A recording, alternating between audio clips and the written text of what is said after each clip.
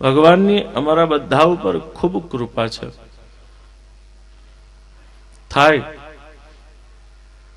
તો ત્રણ વસ્તુમાં ધ્યાન રાખજો કે ભગવાનની કૃપાની ક્યારેય પ્રતીક્ષા ન કરશો. ભગવાનની કૃપાની ક્યારેય પરીક્ષા ન કરશો. થાય તો ત્રીજી વસ્તુ ચોક્કસ કરજો, ભગવાનની કૃપાની સમીક્ષા જરૂર કરજો.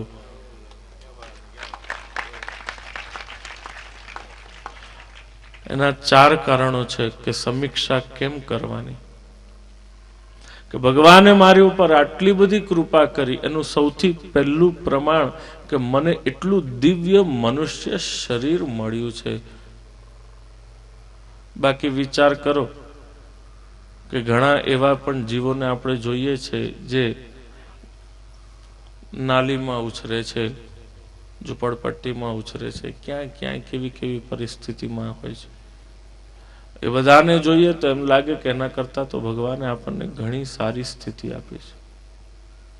બીજી ભગવાનની કૃપા કે ભગવાને આપણને એવું શરીર આપ્યું છે કે જેના દ્વારા આપણે એની સેવા કરી શકીએ. આ બીજી ભગવાનની કૃપા. સેવાને યોગ્ય શરીર તો મળી જાય, પણ સેવા ન મળે તો એ ત્રીજી ભગવાનની કૃપા કે ભગવાને સેવા યોગ્ય શરીર તો આપ્યું પણ સેવા પણ આપી. બાકી ભગવાન બહુ ધ્યાન રાખે, ગમે તેની પાસેથી આપણે ધરીએ ભલે ને ગમે તેટલું, પણ ભગવાન લે ખાલી એની જ પાસેથી જેની પાસેથી એ ચાહે, બધાની પાસેથી નથી લેતા. તો ત્રીજી કૃપા કે ભગવાને આપણને સેવા આપી. ચોથી ભગવાનની કૃપા કે ભગવાને આપણને ભગવદીય જનોનો સંગ આપ્યો, એવા લોકોનો સંગ આપ્યો કે જેનો સંગ કરવાથી આપણે પણ ભગવદીય થઈએ. તો 4 આવી ભગવાનની મોટી કૃપા છે. ગણવા બેસીએ તો શરૂઆત થઈ શકે પણ એનો અંત ક્યારેય ન આવે.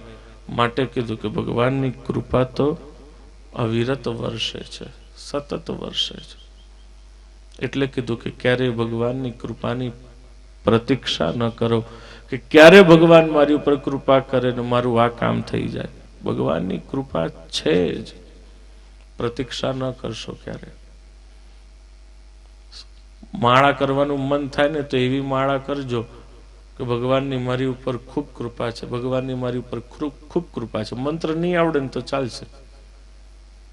1 મહિના સુધી આવી માળા કરી જુઓ તમારા જીવનની અંદર તમને અદ્ભુત ઉન્નતિના દર્શન થાય છે કે નહીં, ઉન્નતિનો અનુભવ.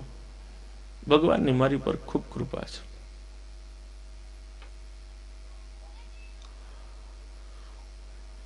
આ પ્રસંગે આમ તો શ્રીમદ ભાગવતના 5 દિવ્ય ફળ છે: નિર્ભયતા, નિસંદેહતા, નિર્ગુણતા, ભગવાનના ચરણોમાં રતિ અને 5મું ભગવદ સેવા. આ 5 ફળ આપ સર્વને આ દિવ્ય સત્કર્મનું જે આયોજન કર્યું છે એનો દિવ્ય સત્સંકલ્પ પણ કેવો છે કે જે ગામે મારી ઉપર આટલી બધી કૃપા કરી.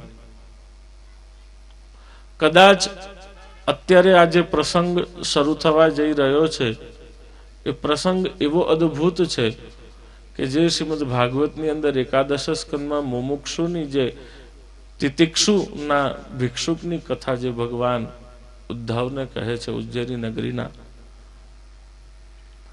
એની કથાને આખું બદલી નાખે એવી ક્રાંતિકારી આ ઘટના થઈ રહી છે. એ ઘટના તો કદાચ આ કથાકારો મહાનુભાવો જ સમજી શકે કે હું શું કહેવા માંગુ છું. કે એને બદલી નાખવાની ક્રાંતિ જે ઘણા વખત પહેલા બી રોપાયું હતું એનું આજ ફળ મોટું થઈ ગયું છે અને એ આજ વહેંચાઈ રહ્યું છે. એ કદાચ